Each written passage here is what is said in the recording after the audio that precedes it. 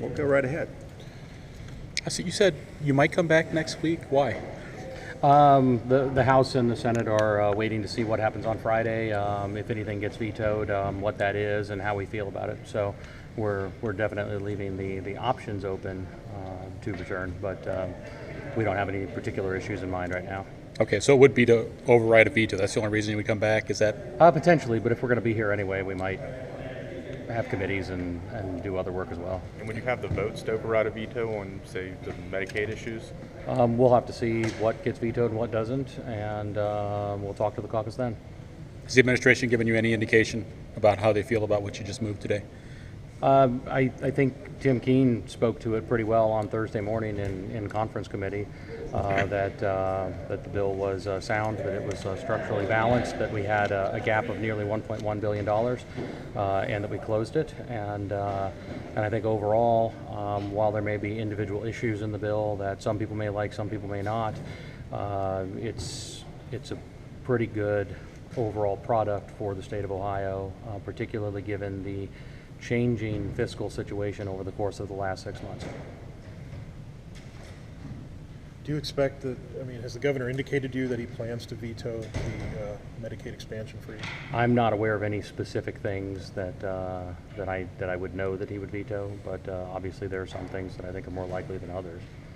Well, it might be some other things other than the Medicaid freeze. Well, I'll leave it up to the governor. He can decide for himself what he thinks of the bill. But again, while there may be individual issues that different people feel differently about, I think by and large we're all in agreement that closing a $1.1 billion gap, helping the hardworking men and women of the state of Ohio, getting rid of the bottom two income tax brackets, helping people again with back to school shopping, and helping you save more for your child's college education or for a handicapped child's medical expenses are all pretty good things, and that this bill overall is a very positive step, regardless of your political persuasion, regardless of what you think about any particular provision in the bill.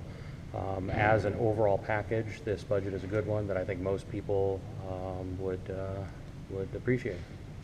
Is the Medicaid freeze language, I haven't read the specifics and I'm not an attorney, you are, so you could tell me.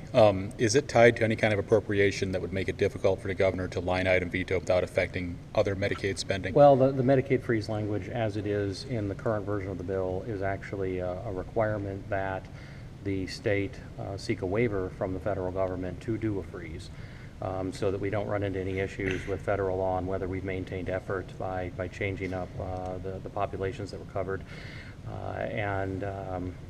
That would be something that would have to be determined, by CMS at the appropriate time.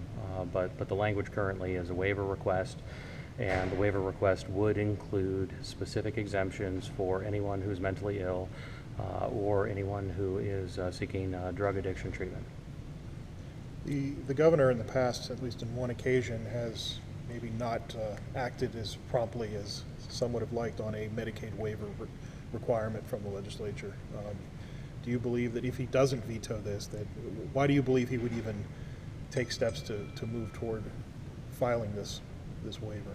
Well, again, that's something that's up to the administration, and we'll see how things shape out over the next few days. But the Section 1332 waiver that I believe is what you're referring to, that was not filed, wasn't filed in large part because the prior administration in Washington made it more difficult and more challenging by putting in place various rules about what you could file, what you could ask for. So they were saying in some of their guidance not just that we won't grant certain things, but that you can't even ask for certain things. I believe that the current administration will be more accommodating to the states on those things.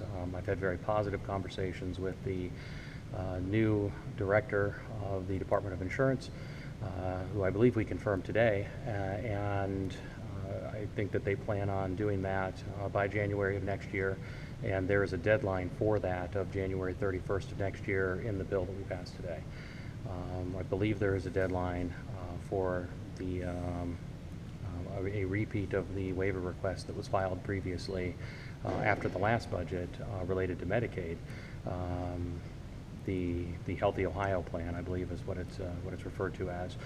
So I don't have any reason to believe that the House and the Senate and the governor can't get along on these issues. Again, even when we disagree on individual parts of the bill, I think overall we all agree that this bill is a good bill for the state of Ohio, that despite challenging financial circumstances, we were able to continue to invest in the state's priorities, and that I think this is going to help keep Ohio on the right track.